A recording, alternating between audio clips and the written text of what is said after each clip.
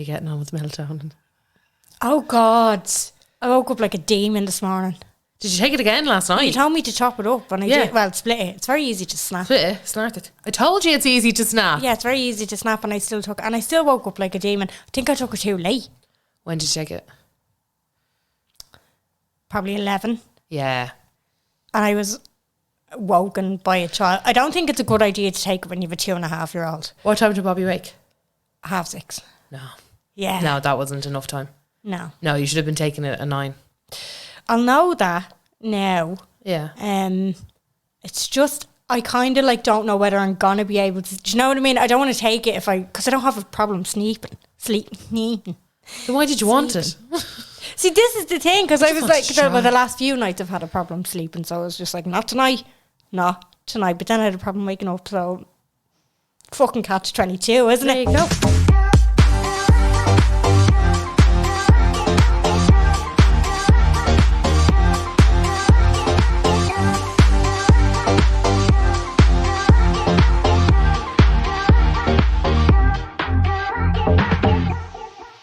Hello, and you're very welcome along to the Unpopular Opinion podcast. My name is Jen. I'm Carla. Welcome back. Just a reminder, it's the start of the month. Well, close enough to the start of the month, and it's the best time financially to join our Patreon.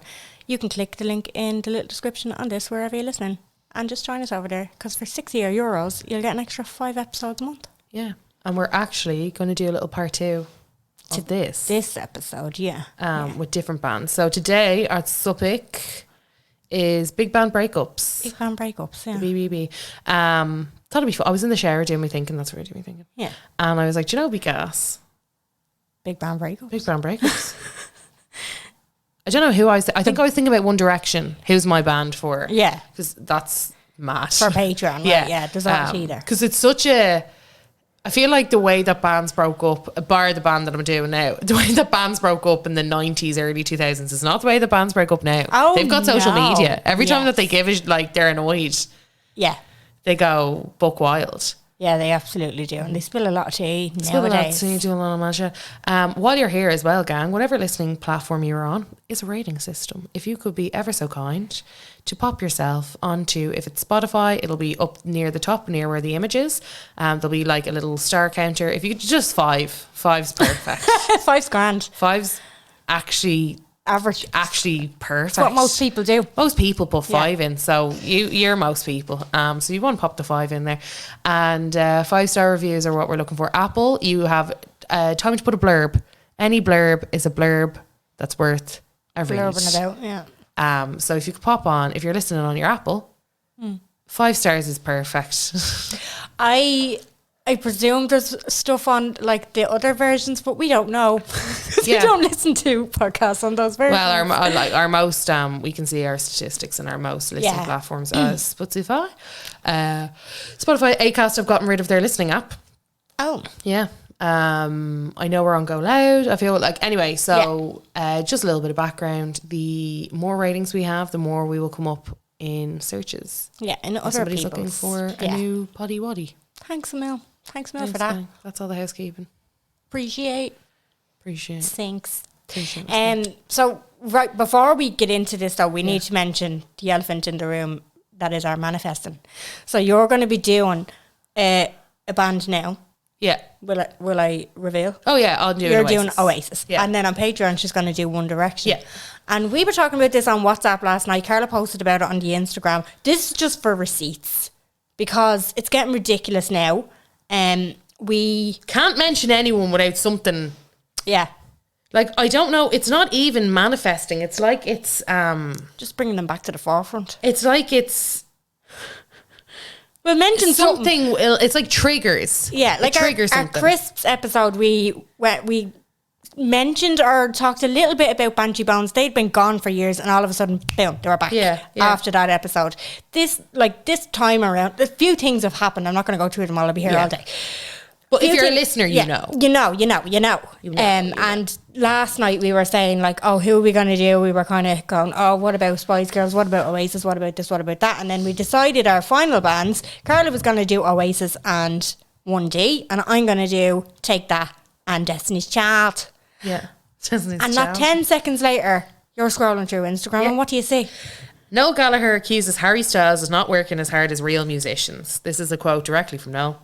You're not telling me Harry Styles is currently in a room somewhere writing a song. I can assure you he's not got an acoustic guitar out trying to write a middle eight for something.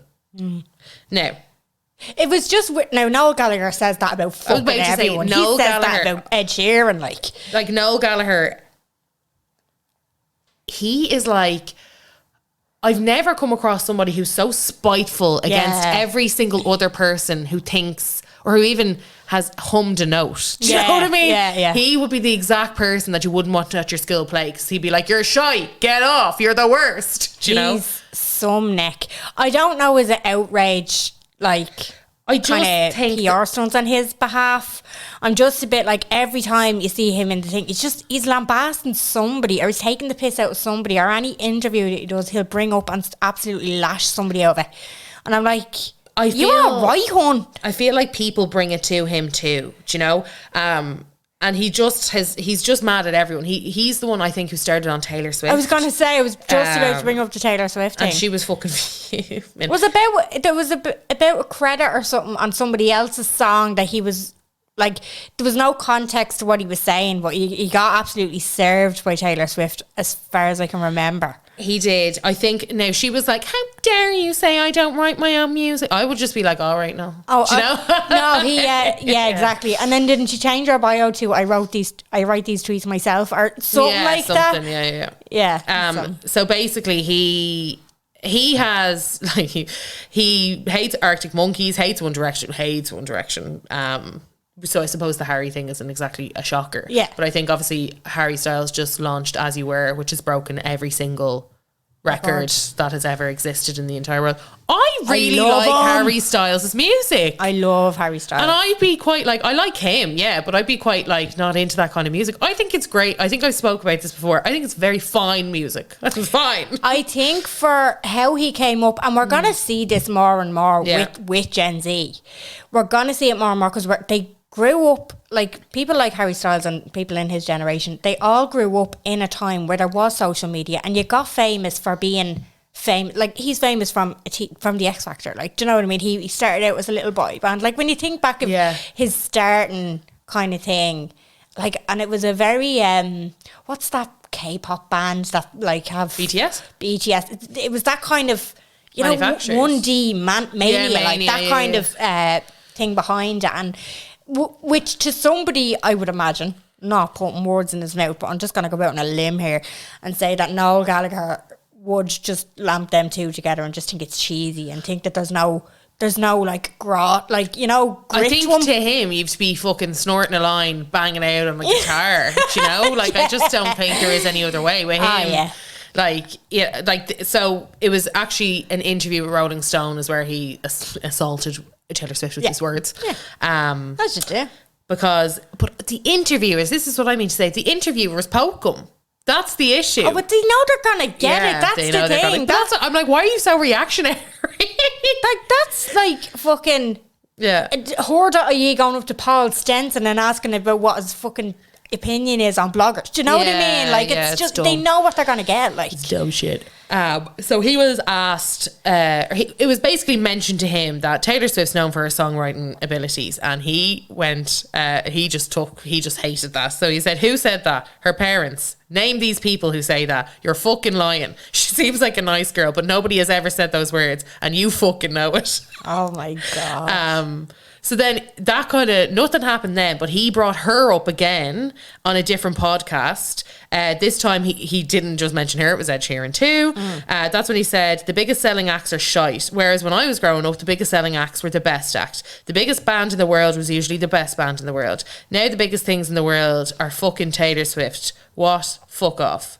Then he also said, there'll never be another David Bowie. There'll never be another Mark Bolan. There'll never be another Freddie Mercury. Proper rock stars.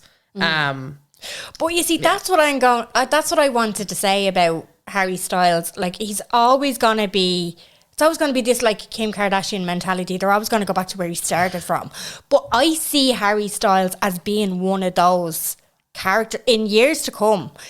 And like, this is obviously like, I'm making this up in my head. It's hypothetical. This is Jen's opinion. My opinion.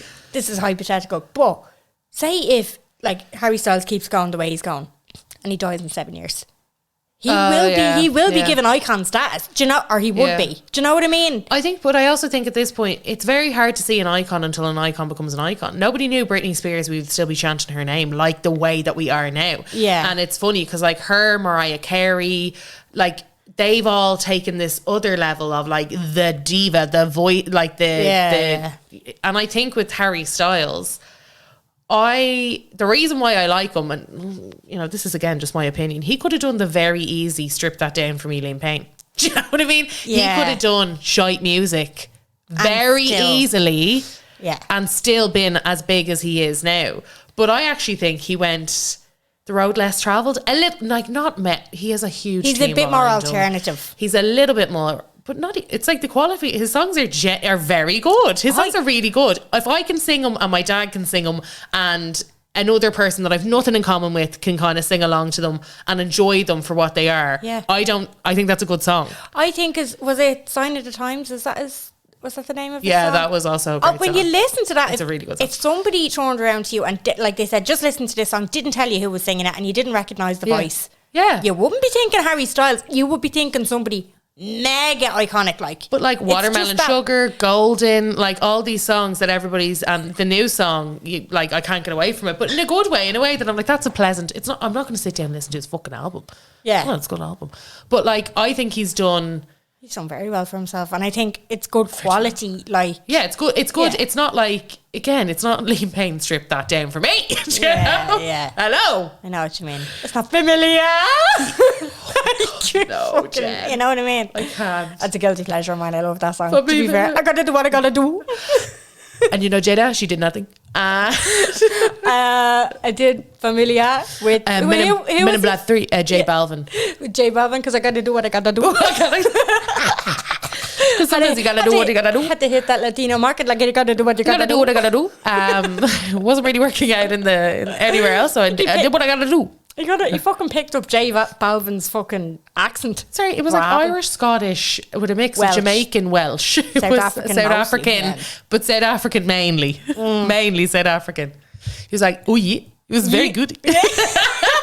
What happened here? What happened over here? There's a lion in the kitchen.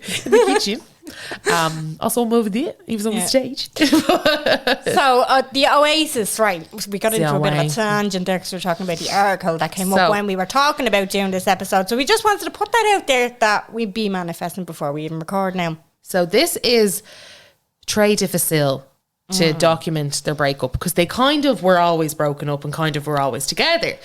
So, because their family, it's so much more complicated. And this is the problem. So obviously you had Liam and Noel. Now I always thought Liam was Noel and Noel was Liam. But it turns out Liam was Wonderwall singer. That's how because Noel float. They're very similar looking also. But yeah, they're brothers. But like but they're like twin similar, I feel. When Liam has his hair cut, yeah, that's what I mean. Because the only way I could distinguish them when I was younger was the long-haired one versus the short-haired and the raincoat and the long hair on Liam. Yeah. Sunshine. and she's electric. Do you know what? I'm going to just put it out there. Now, Noel, listen, I'm fucking a bit fragile lately, so if you hear please don't listen to my voice. Don't. And critique. No, not even that. Like, Noel, I'm going to give you a few opinions, right?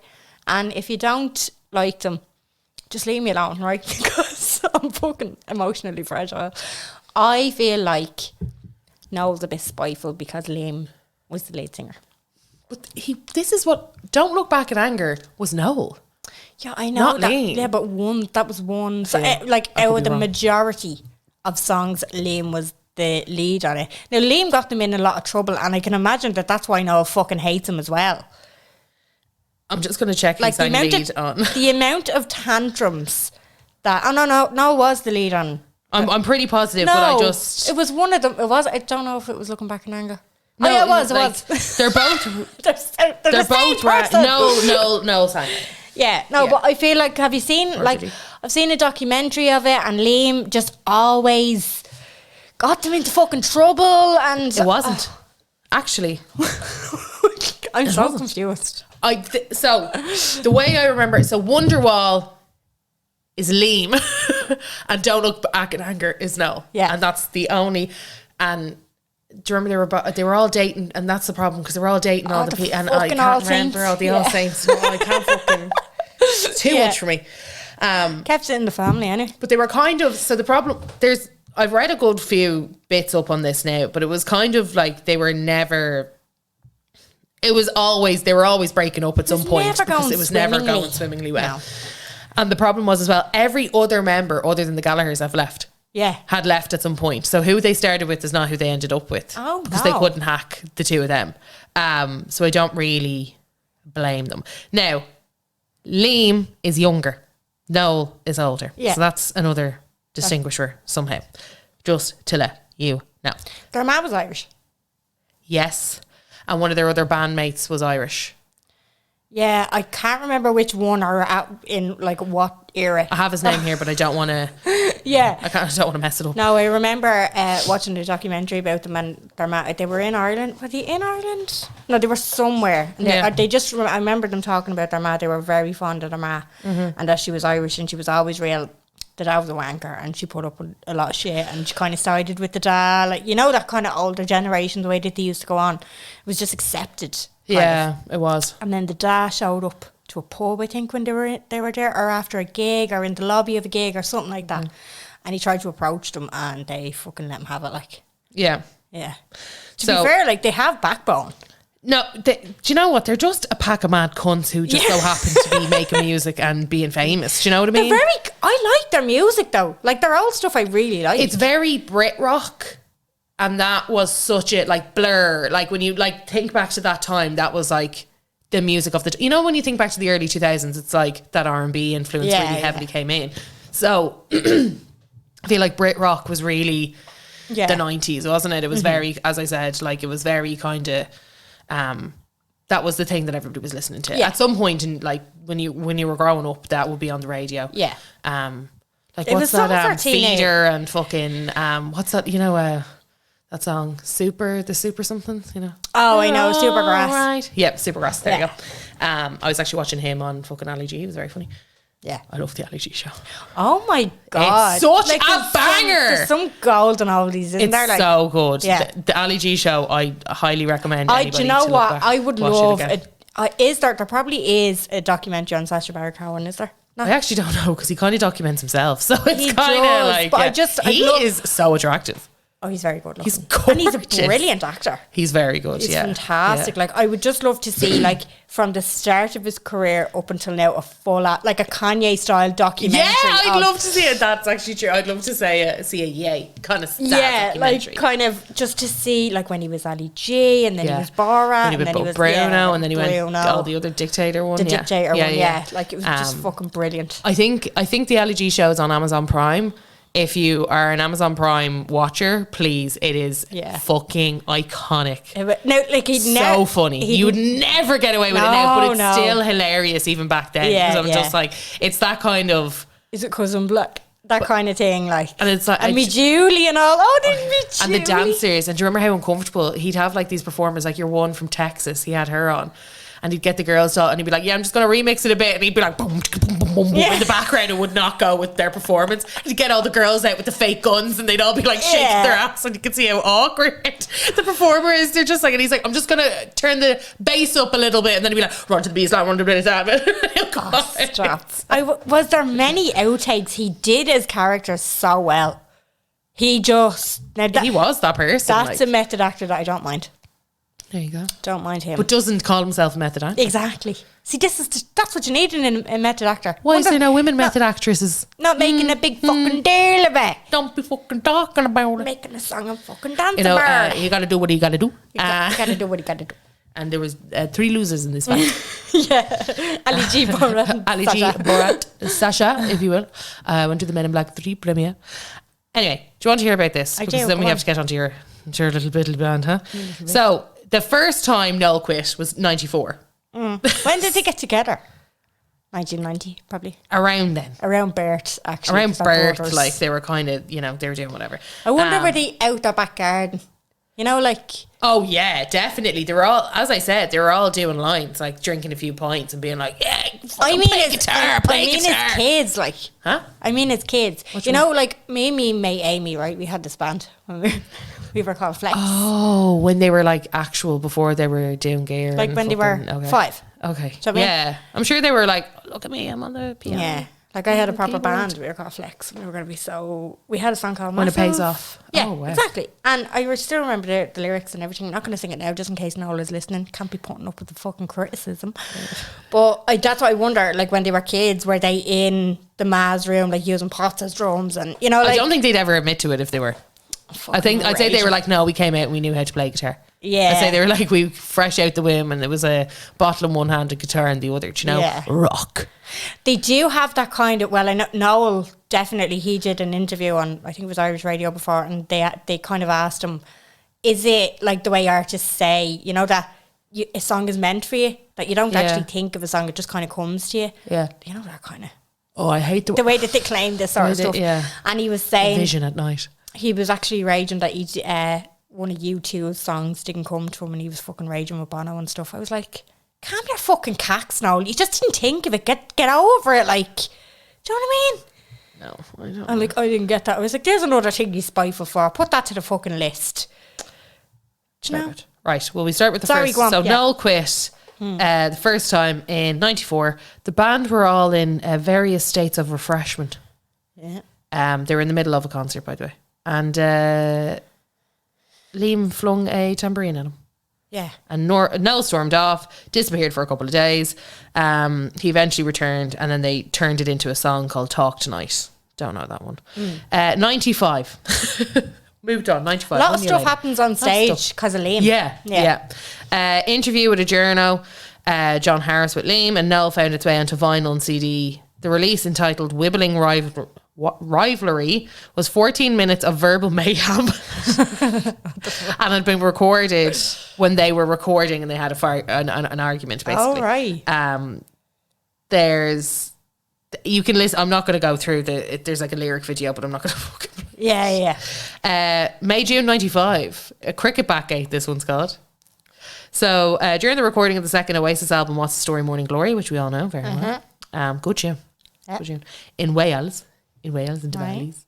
Liam brought a group of people back to the studio while Noel was trying to work. Noel responded to this by hitting his brother over the head with a cricket bat. The bat was then taken and sold at an auction. That's the one. They were out on like a farm. It was like a farmhouse studio thing that was after being converted into a studio. And I remember Noel saying that it was like one of the best recording sessions he's ever had, and he was on such a roll, or, you know, all this artistic shit. And then Noel came back and had a big coke party with all these people, and that's when it all kicked off, and then they broke up again. I think this is the big one. It's the MTV Unplugged. So basically there was a no-show from Liam. So they were due to perform, or there was another one. There was basically one where they thought they were snorting cocaine, but it wasn't. It was crystal meth. And it became fucking carnage. Right. So that was one of their earlier gigs, and they ended up fucking up one of the gigs that would have launched them into the music stratosphere. Yeah. That was very early on. So it would have been, I'm not sure if this article will... There's one article that I read was like, here's all the actual details. They were doing this, they were doing that. This one I think is trying to be like, and then this happened and the boys had a little fight. Yeah. But this is a lot easier to read because it actually timestamps stuff. So this was Unplugged, which is huge. MTV Unplugged was like that's still played like now. Like the Nirvana one is still very much on people, like on a lot of people. That one in particular is on a lot of people's playlists. That's something that, again, makes or breaks your career. Yeah. So they were due to perform at the Royal Festival Hall in London. Liam pulled out due to illness. Quote unquote. Noel announced, Liam ain't going to be with us because he's got a sore throat, so you're stuck with the ugly four, and then went on to play the 12-song set, proving that he didn't need his brother. Yeah. Despite not wanting to join them on stage, Liam decided to watch the whole show and heckle them from the crowd. Fucking hell. Oh, stop. I love it. I remember it was around that time, I think, before the Unplugged thing, where one of the band members as well was just like, no, I can't. Mental health can't take this anymore. There was one who only lasted, I think, 2 years. I think that was him, yeah. There was someone else who they pulled in, though, that they were quite happy. I think the Irish bloke left, and they were quite happy that he left because they pulled in another bloke who wrote Champagne Supernova with them, who wrote like a couple of others, and they were like, oh, his name is something White. I can't remember fully off the top of my head, but they were quite happy with a lot of people that left, is what I'm trying to say. There's a lot of shopping and change. There was a lot of shopping and change. 96, Liam doesn't go to America, so he decided he was just not going on the US tour, leaving Noel to front the band. A statement from the record company said, Liam was called away at the last minute to sort out a personal matter. Turns out Liam sold his house but had nowhere for his wife to live. He did join the tour 3 days later, but then the tour was cancelled after 2 weeks due to behaviour. 21st of May 2000, this is in Barcelona. A show in Spain was cancelled after drummer Alan White. Oh, so that's Alan White. He was the drummer. He was the one who did. There was 3. It was Champagne Supernova, She's Electric, and there was another one that they basically said they couldn't have done without Alan White. So he injured his arm, which left the rest of the band to start drinking. As the night wore on, an argument ensued, which Liam apparently questioned the legitimacy of Noel's daughter. What? Spice. Tea with a bit of spice. Noel attacks Liam and leaves the band for the second time, and the band completed the rest of the European tour without him. No. Without Noel. Yeah, no. So he's basically saying you're not your kid's dad? Yup. Fuck. Yep. So you can only fucking giddy up and imagine. But I feel like only brothers could do that. This is the problem. I think that's why everybody else was like, I actually can't deal with this. So that his daughter Anais was with Meg Matthews, which was one of his many things. So he just decided he just wasn't his dad. Not the dad. Yeah. 1st of October 2002. This was one of their Heathen Chemistry tour. Now, this was kind of when they were not winding down, but they weren't becoming as. They weren't as popular as they were. Yeah, because a lot of people were kind of sick of them at that stage. At that stage, it was like fucking Oasis. Like, obviously, they were the biggest band for a very long period of time. But at that point in time, it was kind of like Britpop they'd fucking kill me. Brit rock. Sorry, no. That was kind of that wasn't the cool thing anymore. That was kind of winding down, as I said. People were getting more and more into R&B and into Britney and all was that coming out at that stage. Like, so they weren't. Not that they're comparable, but that kind of era. That era was starting to come up, and people were starting to basically move away from that music. So yeah, that started. The problem started with Liam's voice. I feel like they keep saying that it's to do with the voice or whatever, but it absolutely wasn't. No. And he left the stage after 4 songs. There was a show in Japan, and Liam just did 6 songs. The year ended with Liam involved in a brawl in Munich, kicking a German police officer and losing teeth. Yeah, you see, this is the thing. It's like this is reading very Liam heavy, but there's a lot of other stuff that I read where it was very much Noel and Liam. Like, they'd kill each other. It wasn't just Liam starting every fight, but it just read very Liam heavy in this. Like, Noel isn't sitting in a corner fucking rocking back and forth because Liam is so bad. Like, he gave as good as he he gave as good as he got. Yeah, but like, they kind of like, imagine, this is why I feel like people got sick of them, because it was just like they were always in the headlines, and that's kind of like, there is some sort of appeal to that. Yeah, but I feel like people were just probably getting sick of it, or they wouldn't, like, I wouldn't buy a gig ticket knowing that I'm probably not going to get the full band. You're going to have 4 fucking songs, and then who knows what'll happen. Like, it's not really, and it's not as if you were there that epic night that this thing happened. It's like, it keeps fucking happening. Do you know? It's not like, oh, were you at the gig in London? Well, I was at the gig in Spain where he did that. Oh, I was at the gig in... No, you wouldn't. No, me bollocks. Not with the fucking price of tickets, I'm telling you that. No. So then, this is where Noel starts getting known for his epic quotes. This is titled, I can fucking play him like a slightly disused arcade game. Okay. This is when, in Italy, Liam left the stage during Champagne Supernova. In an interview later that year, Noel said, I've learned that instead of arguing stuff out with him and we end up in a fight, I work on his psychology, and he's completely freaked out by me now. He's actually frightened to death of me. Okay. I want context to explain that, Noel. I know, I'm like, what on his psychology? What about his psychology? He's our fucking mad cunts. Like, how do you become madder than the maddest cunt that there is? It's mad.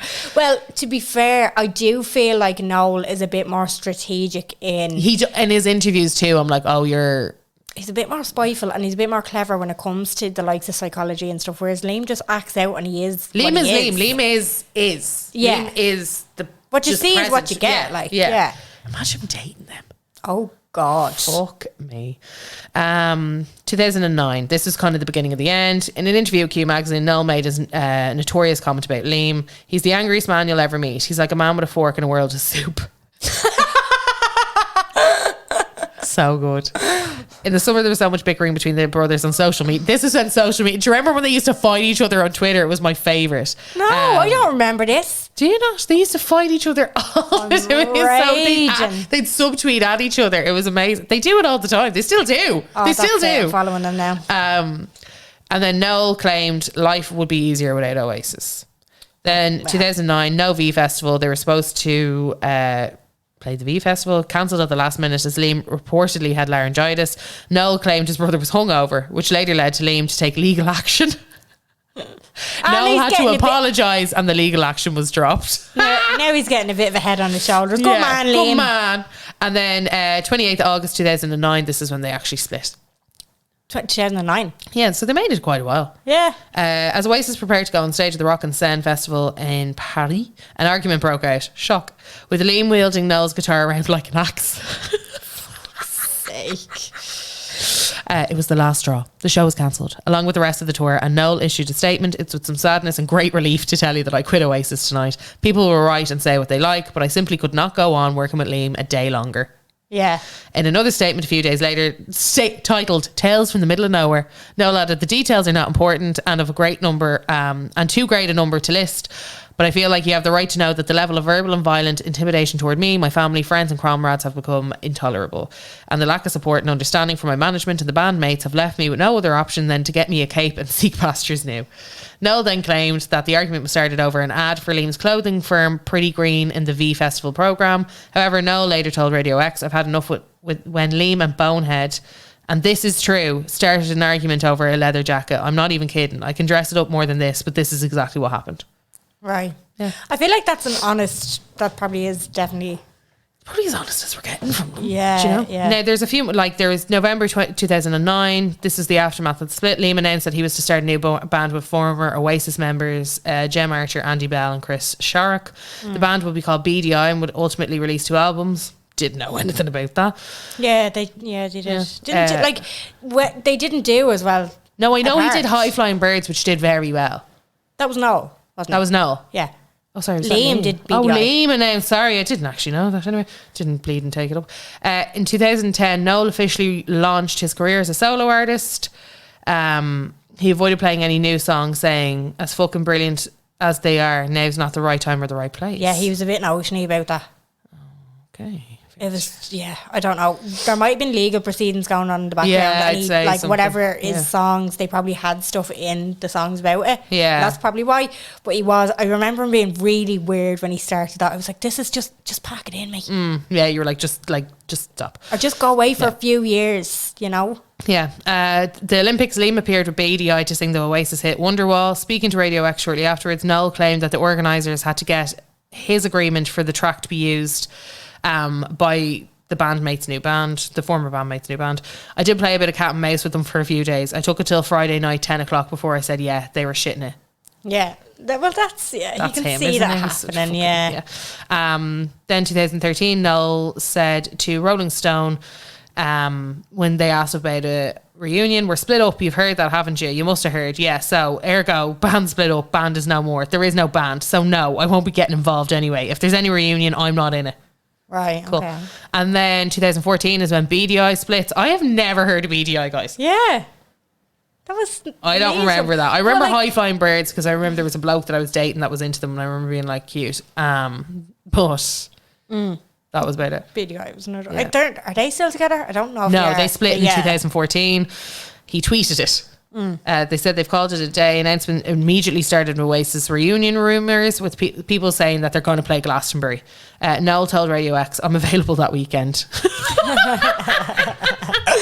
actually available that week. That's shocking. And then following rumours, Oasis are to reunite in 2016 following a gentleman's agreement. Noel's camp issued a response saying that it wasn't true.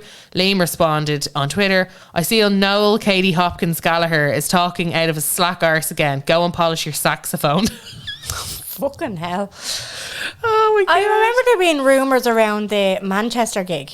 You know, the after the Manchester bombings. Yeah. And there was a gig for it. Yeah, there was rumours about, I know Liam got up on stage and there was not Liam. Was it Liam? And then they were wondering, was Noel coming on or the other way around? I can't remember. But I remember there was a lot of anticipation on Twitter about that. Oh, wow. Because it was like the Manchester gig and it was for charity and it was all like, you know, all encompassing, happy ending kind of thing. Never happened. Never happened. So like you know, if you can't get back together for a charity gig, you're never getting back together. Exactly. You know what I mean? And then 2015, Noel Gallagher said of an Oasis reunion, one should never say never. One should look like a bit of an idiot somewhere down the road when you're waving a check for $250 million in the sun. Don't know what that means. I don't know. Then Liam tweeted the greatest tweet of all time, which was just a photo of Noel, and he said potato. And then Liam announced a solo career in 2016. Said in tweets, he said, solo record, are you fucking tripping, dickhead? I'm not a cunt, LGX. It's official, I'm a cunt, LGX. LG, yeah, he signs off. He loves it, LG. Yeah. And then Noel turned 50 in 2017. Liam sent him a tweet, happy 50th, kid, stay young, LG. He told Radio X, I just woke up, you know, with all the stuff that went on in Manchester. I woke up and I just thought, you know what, I'm going there. Yeah, that's what sparked the rumours, I think. Yeah. That they were going to do that gig together. Yeah. Basically, 2017, they attacked each other again over... Now then they were like... It was the Manchester terror attack that saw 20... Oh, is this the Ariana Grande one? Yeah. Oh. Because there was a gig not too long after... Was it a year after? That she did. I know she did the big one where it was like Miley side. She had loads of people at it. Like loads and loads of people at it. Liam slates Noel for not attending the tribute concert at Old Trafford. Noel's camp responds by saying he was out of the country and had donated proceeds from Don't Look Back in Anger to the fund of the victims. Liam said, Manchester, I'd like to apologise for my brother's absence last night. Very disappointed. Stay beautiful, stay safe, LGX. Noel's out of the fucking country. Weren't we all, love? Get on a fucking plane and play your tunes for the kids, you sad fuck. That's what it was, yes. And then in 2018... they were going back and forth about the World Cup. Fuck's sake. Then it changed a week later. They were basically going back and forth. And Liam said, I forgive you now. Let's get the big O back together and stop fucking about. The drinks are on me, LG. Stop. Then Noel didn't respond. Liam tweeted, I'll take that as a no. And then Liam tweeted, Earth to Noel, listen up, kid. I hear you're doing gigs where people can't drink alcohol. Now that's the bizarrest, as in BEZ, capital Z, AORIST, thing you've done yet. I forgive you now. Let's get the big O back together and stop fucking about. What the fuck? Yeah. And then he said, as you were, LG. Yeah. Anyway, they keep going back and forth. He loves sparking an out rumour, does Liam? Yeah. And then Noel... anyway, they're fighting on Twitter. Basically, someone says, when I eventually see him, he'll realise it's not fucking banter. That's what Noel said about Liam's tweets. Anyway, we could keep going all fucking day. Here we go, May 2021. Now there's another November 20... Fuck this. No. We'll move on. Yeah. My band. Yeah, sorry. Take that. Take that. Never forget. You had to do the clap. You did, yeah. This was... So I wasn't of age, I don't think, to appreciate Take That when... I was way too young. I liked them. My sister was obsessed with them. I just knew their music from the radio when I didn't know anything about them. Like. Yeah, so this was really early on. So they got together in 1990. And they charted in 1991. They were quite successful. That was quick. Yeah, very quick. It doesn't have as colourful a history as Oasis when it came to breaking up. So Robbie left in 95. 95? That was 27 years ago. 27. Oh, I hate it. You know, like just for context, because when I think of 95, I'm like, yeah, that was only 10 years ago. No. Why do we... What Does anybody else think that's 2005? Anytime you're mentioning another year. So he decided to leave after the tour that they were on at the time. He was getting a bit pissed off with people ignoring him for like his creative input and stuff like that. Yeah. And like when he went solo, I wasn't mad about his solo. I've said this before. I wasn't mad about his solo stuff, so I don't fucking blame them. To be completely honest, I liked it. Yeah. I liked it. Nah, I didn't like it. I liked it. I liked it. But he got to do what he got to do. So he decided that he was going to leave after the tour. And Jason fucking Orange. He sang Never Forget, didn't he? Never Forget. Yeah. They were all in that, I think. No, but he was the lead. I don't fucking know. There was a lot of them. I don't know. Jason and Howard, God love them. She's on orange. She's on orange.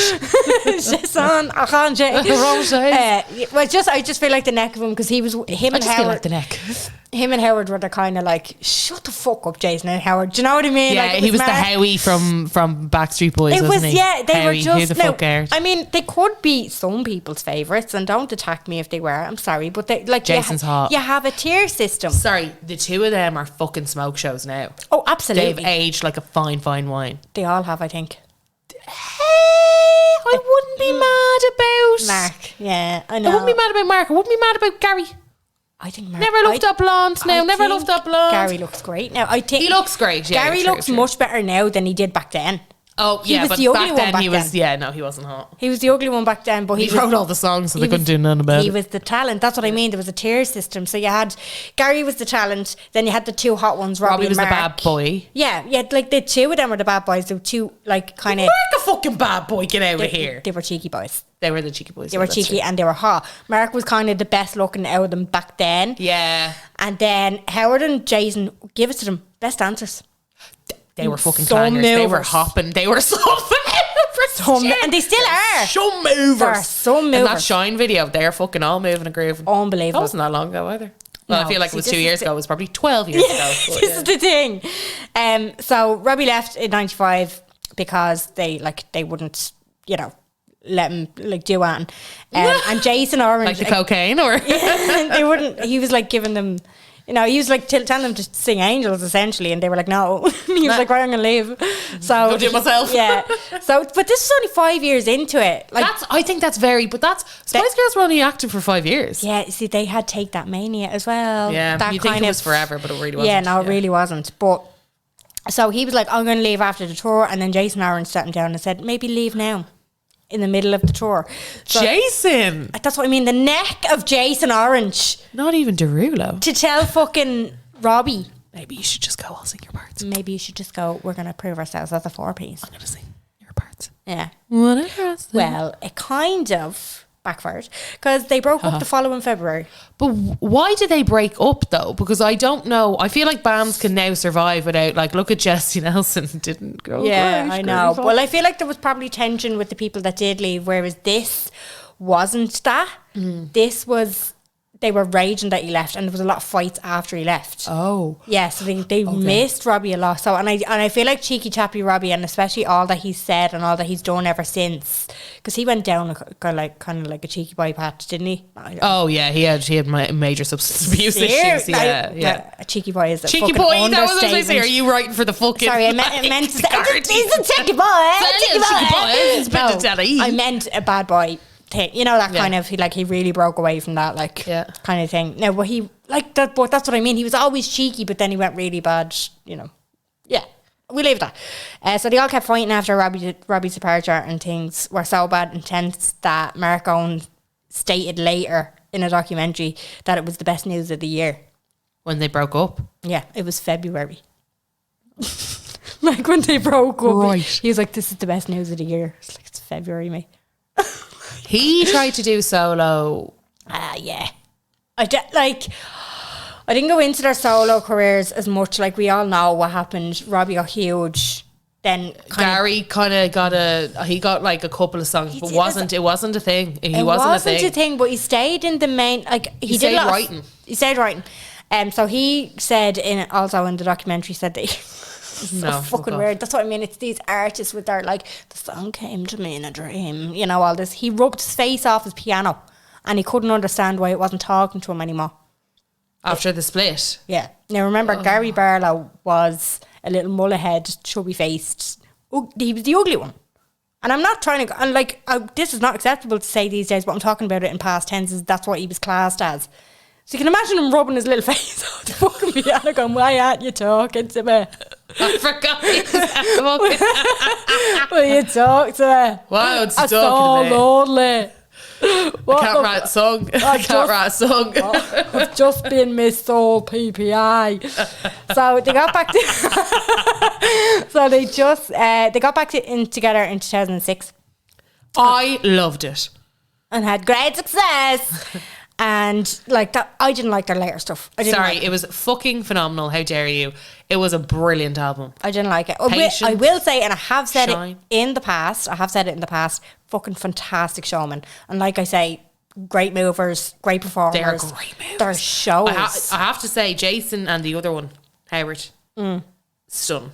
They're gorgeous. They're so hot. They are gorgeous. They're so hot. So Jason Orange, he decided that, so they got back together in 2006, and Jason Orange decided that he just no longer wanted to commit to another He album. said he just didn't like music anymore. He just lost the graph. Oh, mad. Lost the graph for it. So in 2014, he didn't wish to commit to another album and a promotional tour. I don't really blame him. The music was shit. Apparently, they've been pushing him the whole time, though. And Gary Barlow has since spoke about it and been like, we were always being like, come on. And he'd be like, fine. But he actually was like, no, I'm fucking done with fame. I'm done with music. I don't like it. He's dead right. But like, what did he do? He was... that was Jason. Do you know? He just kind of swung. He moved. He danced. A bother for he fucking danced. He did. He did. Dance. So the three lads then, like, this is just our story since. The three lads, Mark, Howard and Gary, still went ahead and kept the show going. And the other two show up now and again. You know what I mean? When they need an electricity bill or whatever paid. Yeah. So they, like, that was that. But it was the fandom at the time was... Fuck me. There was Samaritan's phone line set up. No, stop. For that is so the actual, like, the breakup of them. And I texted my sister about this because she was like 12, 13, 14 at the time. Yeah. And I was like, can I have a bit of perspective? Because obviously I'm going to, like, I have the public facts or whatever, but like you being an absolute fanatic at the time, I want your experience. And like, just in a nutshell, like nothing too mental or whatever. So she sent me a text and I'm going to read it. Verbatim. Right? Verbatim. I was in town with my friends that day. So I missed the press conference. She has in brackets, man planned that. As soon as I got home, you blurted it out. Meaning me. I don't remember this at all. I sent her back a gif saying, is it me? Am I the drama? I don't think I'm the drama. Am I the drama? I don't think I'm the drama. Maybe I'm the drama. She said, I was traumatised, sobbing. My teenage world was ending. It was like a death. All the family ringing me to see was I okay. Even our Auntie Jackie in Portugal. Auntie Jackie she lives in Portugal. Still haven't forgiven you, you prick. I had to pack all my take that stuff away. Yeah. Well, she probably didn't send it in this tone, but I'm doing it for dramatic effect. Okay. I asked her, could I share this? And she said, yes, I'm doing what I want with it. Still haven't, I'll just say that again. Still haven't forgiven you, you prick. I had to pack all my take that stuff away, posters and that. Was like getting rid of a part of my life. Kept some of it, and I still have some of it in the attic. And she has gone every time Ireland, they have come over to Ireland for a show in the Dree Arena. She has gone to she has not missed a gig. Hasn't missed a Gary Barlow solo gig, hasn't missed a Take That gig, hasn't missed a fucking thing. And I usually end up going with her, like, to the Take That gigs. But I always enjoy myself. Such a good show. They put on a great show. Yeah, them and Backstreet Boys apparently put on the best show ever. I was there. I told you that. Oh, yeah. But they didn't have what the lads had. No, it's a different type of show. I think if Take That had done their show the way Backstreet Boys did it, I wouldn't have been into it. It's the fact that they put on a show and there's so many dancers and they have this whole stage set up and then the stage moves and it's just so fucking interesting to watch. Whereas Backstreet Boys literally came out, did their bangers, no fucking like lights or, you know, like they just were nothing extra. They just were. They just let their talent and that show. was enough. Do you know? Yeah. And I was totally sober at that gig because I was pregnant. But they take that ones. Now, I will say that they are very good. And Kim is still fucking obsessed with them. But she was saying that there was like actual phone lines set up. And I watched a little bit. Their press conference was like, I think it's on YouTube. It's about 30 minutes long. And I watched a bit of it. But it was just questions from, like radio presenters or whatever. Yeah. And they were just kind of saying like, what's the crack with... Like, are you going to try and do something further? Or, like, what's the story? But it just seemed very... Knowing what we know now, like, in hindsight, they were going, oh, no, we have our own, like, solo things that we're going to do and all this. But, like, we know that didn't fucking really happen, apart from Gary Barlow, who kind of kept in the public domain. Yeah. They probably did do little bits, like, do you know what I mean? But they're... Yeah, like, Mark Owen had like 2 or 3 songs, I feel. It was quite, like, it all just fucking went downhill, essentially. Mark Owen and Adam Rickett, I always thought were like the same. They weren't the same, but I always was like, that's kind of like that kind of... Same vibe. Yeah, same energy. They were all kind of, like, Howard was raging, you could see. Howard had dreadlocks at the... Yeah. There was a lot of questionable things going on there. But you could see that, because somebody had asked a question and he answered it, and they kind of tried to step in and finish the sentence. And he was like, sorry, could you let me speak? Could you let me finish this? And he was like, I'm just... And then the other lads are like, he never fucking talks. Just let him talk. Like, do you know what I mean? So he's like, yeah, as you can tell, I'm a little bit emotional. I was like, he probably knows he's nothing without them lads. They had so much money. Yeah, I know. And they were so young. They were so young. He had his whole life. Like, that's what I mean. Like, at that press conference, you could see the lineup with them. They were tops. Teenagers. Like, they were just, you know what I mean? So much fame. And then they were saying, like, to be fair, they were quite, the way that they answered their questions were quite mature. Like, they were going on, they were really going on about how much they love their fans now. I mean, they could have fucked it up towards the end of the conference. I didn't watch it. But, like, even, it was an MTV presenter. That was the YouTube video that I watched. And he was, like, speaking to the commentator or whoever, like, his representative was in the studio. And she was like, oh, are they coming out? And, like, it was just kind of this back... Yeah. BTS kind of talk, and then she was like, oh my god, they're coming out on stage, oh my god, like as if the world's about to end. Yeah. It was like such mania. But I remember seeing footage of girls like fucking inconsolable. Yeah. You know? I don't think I'd, if I was that mad about them, I don't think I'd have taken me poses down that quick. But I mean, you never know. When you're angry, you do things. Yeah, you do things when you're young and you're angry. Yeah, Kim had some sense to keep some of her little bits. Well, good for her. Yeah. Unpopular opinion? It's yours.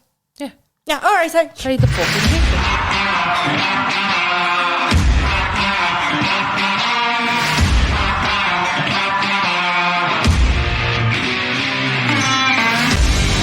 You were giving me a look there that was like, I was like, read my mind. Do I have to perform? Read my mind. Do I have to perform me? Oasis ain't that great.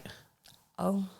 And I feel like they were very, like, lads built a personality around their music. Yes. Do you know what I mean? Yes. And I feel like I can only say it here. I have a cousin who went to prison who only listened to Oasis. You're dead right. That's what I mean. Like, I feel like there's lads who will not listen to anything else other than Oasis's music or their fucking whatever the dodgy word, whatever it was called, BDI.